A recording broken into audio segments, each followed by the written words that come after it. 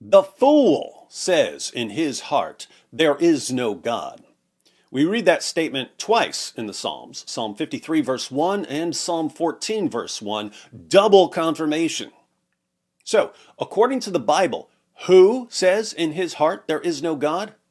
The fool, the moron, the dummy, the imbecile.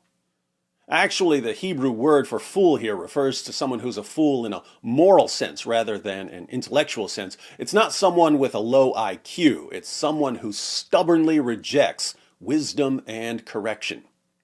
Now, when the psalmist declares, the fool says in his heart, there is no God, is he talking about atheists?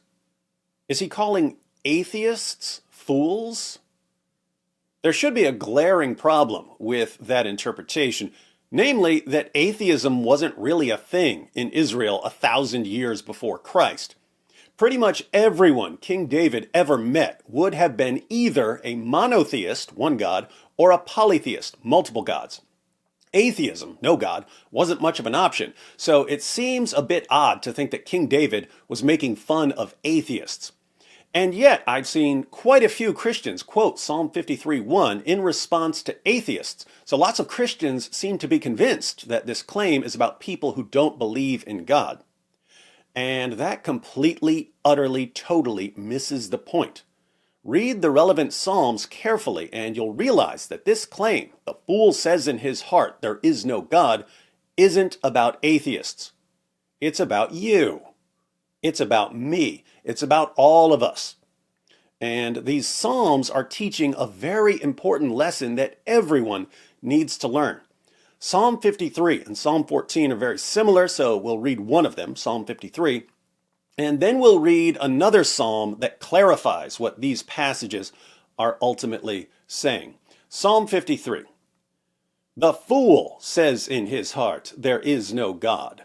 They are corrupt and their ways are vile.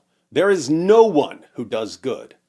God looks down from heaven on all mankind to see if there are any who understand, any who seek God. Everyone has turned away. All have become corrupt. There is no one who does good, not even one. Now, if you're a Christian, but you've never read this psalm, this should still sound familiar because the Apostle Paul quotes some of this in Romans 3, where he's showing his readers that we're all sinners.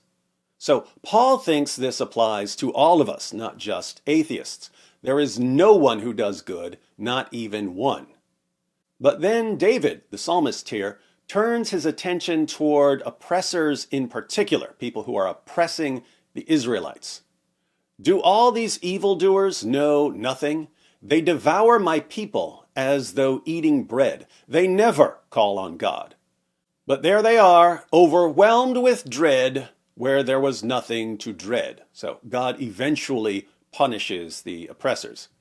God scattered the bones of those who attacked you. You put them to shame, for God despised them. Oh, that salvation for Israel would come out of Zion. When God restores his people, let Jacob rejoice and Israel be glad.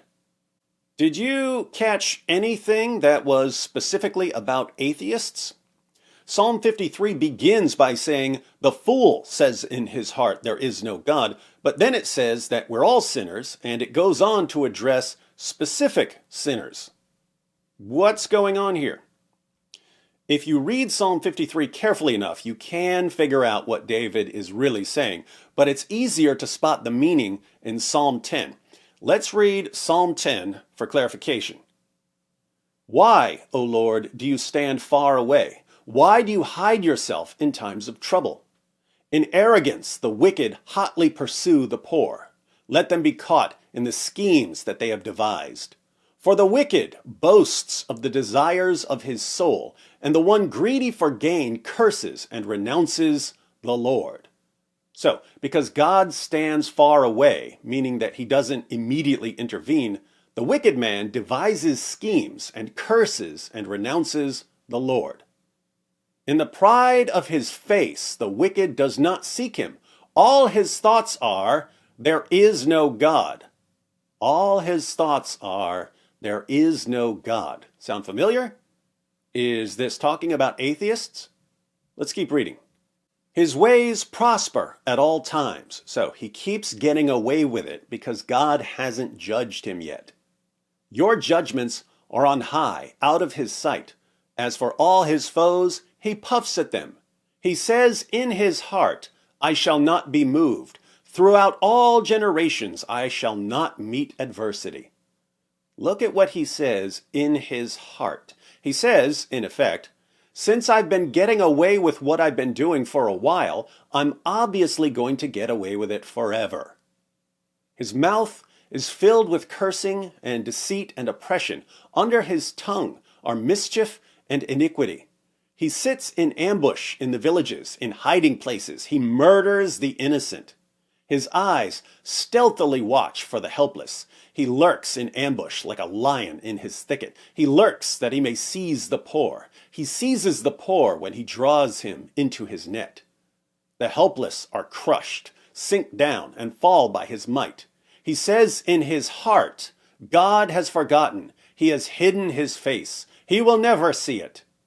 Now that's interesting. Here, the wicked man doesn't say there is no God. Instead, he says God has forgotten. God has hidden his face. God will never see it. Still think this is about atheists?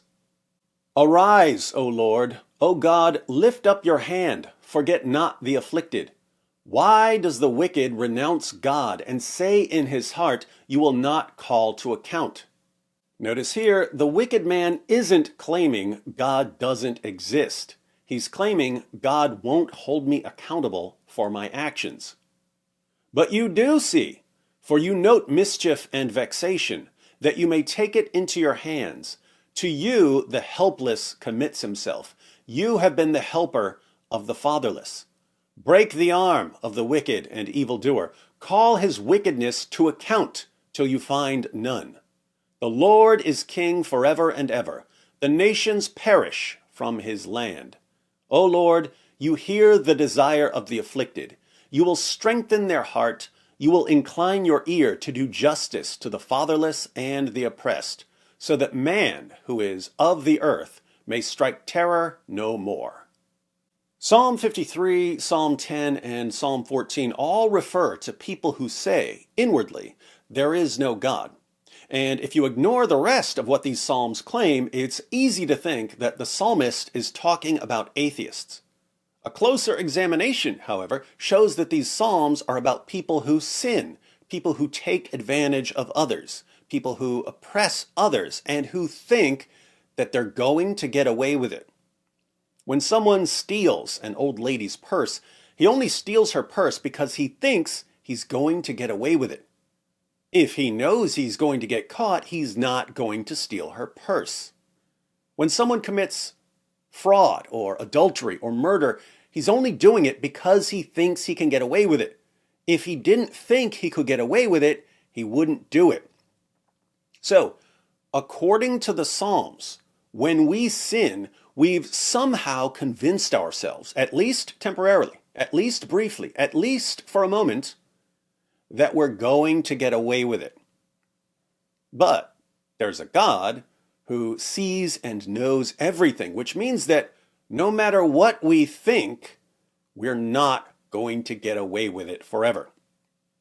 If you believe in God, you know you're not going to get away with it forever. But you sin anyway, as if you think you're going to get away with it. This means that even if you believe in God, when you sin, you're acting like you don't believe in God.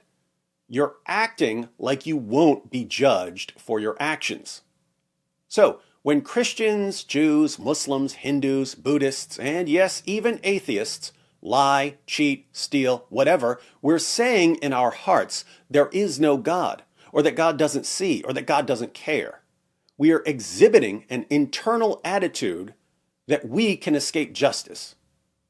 Regardless of what we believe when we're thinking clearly, we have an ability to suppress the idea that we're going to be judged for what we do. That's what Psalm 53 and Psalm 10 and Psalm 14 are talking about. To be clear, some people do this far more than others. Psalms focus on people who are doing some really, really awful things. But again, Paul applies this to all of us. If you sell your car to someone and you completely rip him off and trick him into paying 3 times what the car is worth, you've said in your heart, there is no God, even if you're a Christian.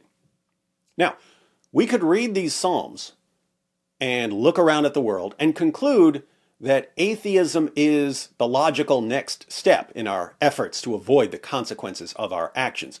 We could view atheism as an attempt to intellectualize the inward rebellion that the Psalms draw attention to.